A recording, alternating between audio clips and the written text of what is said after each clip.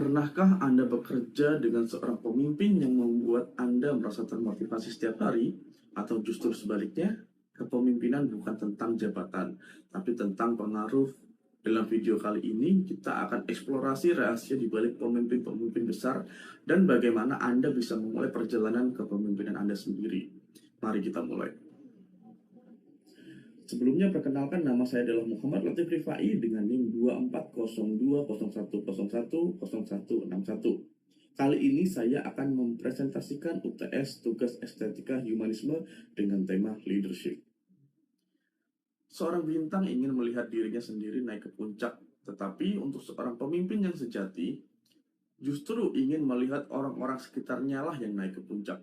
Kutipan ini diambil dari Simon Sinek, seorang pendiri The Optimism Company, sebuah perusahaan pembelajaran dan pengembangan kepemimpinan yang sangat terkenal di dunia. Dari sinilah menginspirasi saya untuk mengambil tema leadership dalam tugas estetika humanisme kali ini. Apa rahasia pemimpin hebat? Mereka punya 4 karakter kunci, yakni visioner, empati, integritas, dan adaptif. Mari kita bahas satu persatu. Yang pertama adalah visioner. Dan berikut adalah ciri-cirinya. Memiliki visi jangka panjang yang jelas, mendorong inovasi dan perubahan, menginspirasi dan memotivasi orang lain, serta adaptif terhadap perkembangan zaman. Seperti Elon Musk memiliki visi yang kuat untuk membawa manusia ke Mars, sehingga ia menciptakan SpaceX. Selain itu, ia juga ingin pengembangan penggunaan energi yang berkelanjutan.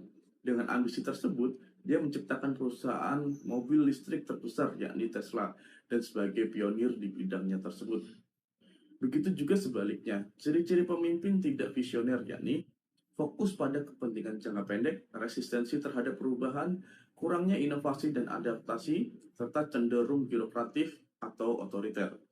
Seperti contoh, Kodak yang gagal beralih ke teknologi digital meski memiliki peluang awal sebagai brand kamera terkemuka karena pemimpin terlalu nyaman dengan bisnis film tradisional dan mengabaikan tren digital yang sedang melambung, dan akhirnya bangkrut pada 2012 karena kalah bersaing.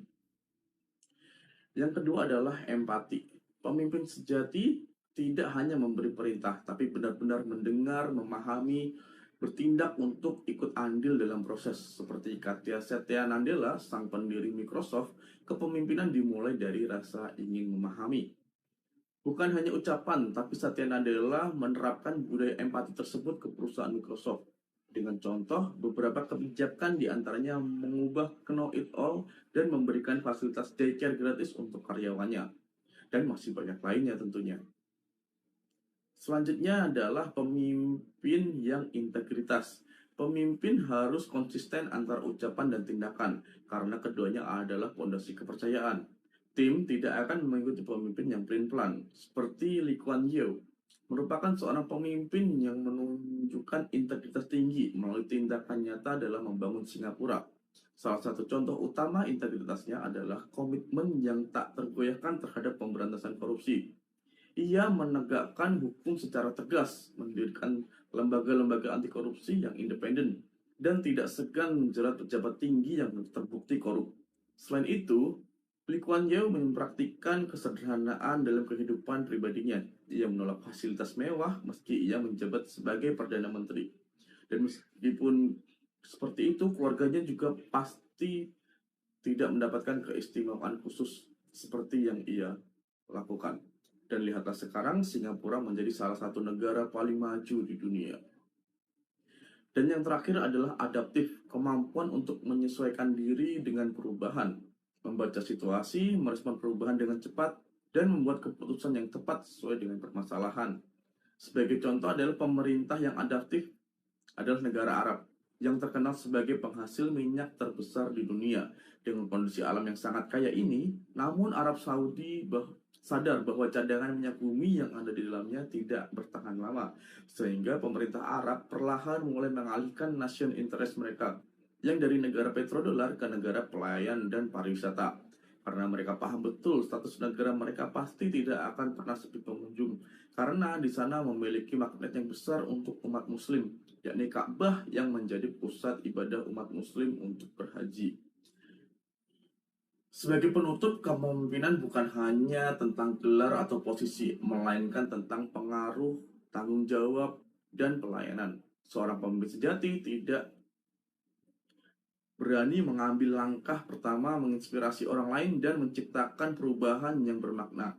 Lihatlah, setiap dari diri kita adalah berpotensi menjadi pemimpin, baik dalam tim, organisasi, atau bahkan dalam kehidupan sehari-hari. Mulailah dengan memimpin diri sendiri sebelum memimpin orang lain. Terima kasih atas perhatian dan partisipasinya hari ini. Mari kita tumbuh bersama sebagai pemimpin yang visioner, empatik, dan berintegritas. Karena kepemimpinan yang sesungguhnya dimulai ketika kita memutuskan untuk membuat perbedaan. Sekian dari saya, sampai jumpa di lain kesempatan berikutnya. Wassalamualaikum warahmatullahi wabarakatuh.